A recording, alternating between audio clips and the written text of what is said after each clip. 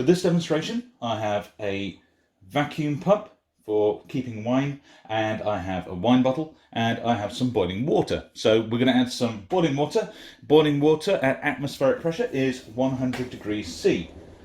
The moment that I start to pour this into the bottle, spilling some of it as usual, it falls below 100 degrees C and stops boiling. So how do we make it reboil?